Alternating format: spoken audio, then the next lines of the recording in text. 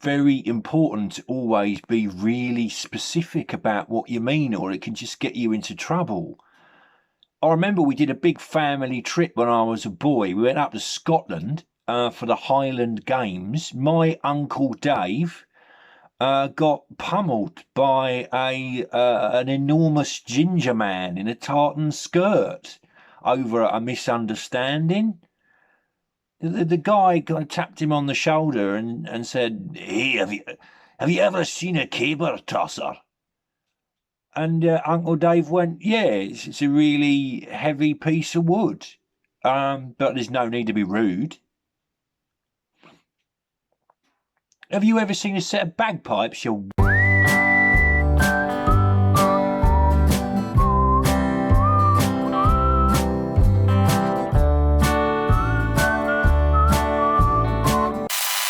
It all began, I think, with overthinking.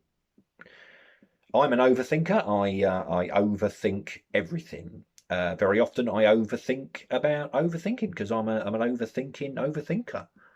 Sometimes when I'm overthinking about overthinking, I think to myself, or possibly overthink to myself, to be honest, depending on whether or not I'm thinking or overthinking about overthinking, I think to myself, or possibly overthink to myself, am I really overthinking about overthinking, or do I just think I'm overthinking about overthinking? Because if I just think I'm overthinking about overthinking, but I'm not actually overthinking about overthinking, I'm just thinking about overthinking and not overthinking about overthinking, then maybe I'm not overthinking about overthinking at all, am I? I just think I'm overthinking about overthinking, but I'm not overthinking about overthinking. At least that's what I think.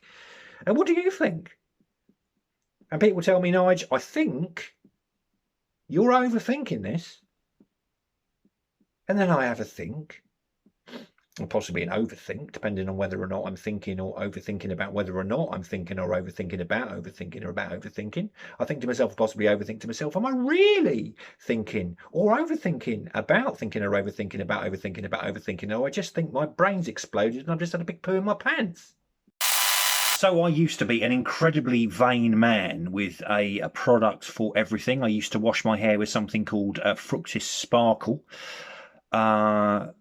Which actually might just have been my dad's drag name at weekends, to be honest. I've never been quite sure about that. And anti-wrinkle cream, very effective from the neck up, not so effective from the waist down. And bags under my eyes. I had some lovely cream to sort those out, and moisturiser and beard stuff. But recently I found that with panic buying of soap and other essential hygiene products, all I've got left to use is an ancient bottle of Head and Shoulders, which has got to go a lot further than the Head and Shoulders. So I find that when I get in the shower, it does the head, shoulders, knees and toes, Head and Shoulders, knees and toes, not eyes, not ears, not mouth, not nose, definitely not the eyes, because that would really sting, and not the mouth. Don't drink it, basically. It's not lemonade, it will kill you. And it also does, on reflection, bum and cheeky bits, Head and Shoulders, knees and toes, bum and cheeky bits, Head and Shoulders, knees and toes, bum and cheeky bits, not eyes, not ears, not mouth, not nose, Head and Shoulders, knees and toes, bum and cheeky bits. Bum and cheeky bits. So I've been looking after cats most of my life, and instinctively, I know what my cat wants just by the way he looks at me. So sometimes he'll look at me as if to say, can you let me out of the house so I can hunt a squirrel or a pigeon if it's Wednesday. Other times it will be, can you give me some food? Other times it will be, can you give me some affection? And that's all fine. But just recently, since I had a big row with the cat and he put his nose where he shouldn't have put his nose, and I kicked the cat out, and he took 3 days coming back, and when he did came back, he came back scowling at me, hissing. That look has changed now. It's different. I know what the cat wants. He wants revenge.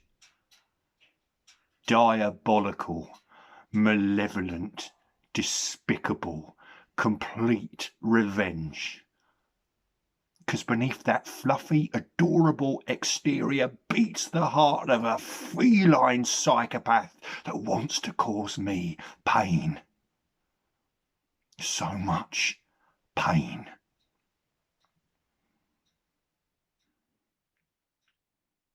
Woke up in bed this morning, cat was on my face. Not the front of the cat facing me, no. The back of the cat. And he lifted his tail. You don't want to see that when you wake up in the morning.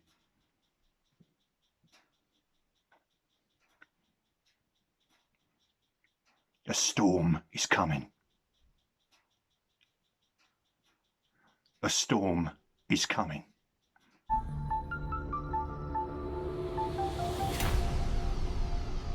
So I've got a couple of dogs, impossible to train. For years now, I've been like, no, do not sit on the sofa. Get off the sofa. Don't get me wrong, the dogs are allowed on the sofa. It's just they have to sit on the multicoloured dog blanket, okay? It's very clear, it's multicoloured. Someone explained to me today that dogs are colourblind, and I've been wasting my time for 10 years. It's very humiliating. It appears that training my dogs in the concept of colour is like trying to train Donald Trump in the concept of truth. It's a very honourable aspiration, but ultimately doomed to chuffing failing. No! Get off the sofa! Get off the sofa! No, don't put your tongue there! Don't put your tongue there! Don't poop on the carpet! Do not poop on the carpet! Flipperneck Donald, you're as bad as my dogs. Who let POTUS into the house? Sit in the corner. Sit in the corner. No, I'm not going to rub your tummy. Who do you think I am? Vladimir Putin. So I completely understand the need for the country to pull together in these uncertain and unprecedented times, but I am very worried about members of my family, particularly my brother Ken, who's become radicalised. They were giving out like free Daily Mails last week, and he's been kind of reading these, and I've noticed a kind of marked change in his behaviour. And I phone him up and I go, Ken, how you doing? And he's like, oh, yes, well, I'm on the front line. Oh, yes, front line every day, I am. And I'm like, what sort of front line can you possibly be on, Ken? You're 36, you work from home as an accountant in Penge. Oh, yes, well, I will fight them on my laptop. Yes, I will fight them via Skype. I will fight them with a strongly worded email. I'm not sure who they are, but they're sure as mustard not us. And it's time that we all just knuckle drags. No, that's not right. Yes, knuckled under. No, that's not right either. I know it involves knuckles of some description. No, knuckled down, yes. The good old-fashioned blighty spirit and good, hard work. We'll fight them on the fields. No, we won't. We don't pick our own fruit. We can't be bothered. Well, brush that one under the carpet. How are you, Nigel? I'm concerned about you, Ken. Very, very concerned about you. Ken, I need to tell you this, but, you know, the Daily Mail is often viewed as a gateway newspaper to harder rags like the Sun and the Daily Express. Well, Nigel, I think you're just talking down the country. Blah, blah, blah, blah, blah, blah. I put the phone down. I come back like 5 minutes later. He's still going on his own. My wife goes, Nigel, how's your brother? I go, he's still making livestock noises. Still making livestock noises. I'm sorry, could you repeat the question, please? What would I say my greatest weakness is? Well, apart from wearing my son's Xbox headphones on a Skype interview, I mean, you know, I look a bit bonkers, right? I'd probably say my honesty. I'm an incredibly honest man, very candid, very no inner monologue usually, because I'm on some spectacular medication at the moment, so that kind of strips out that ability to be able to self-edit, to be perfectly honest. And honesty does you know, sometimes cause me to not do so well in the interview I did before this one. So okay, yeah, I can do that. Clean driving license, yes. Criminal record, no. Wearing underpants, no. Ow! I think you've dropped it out.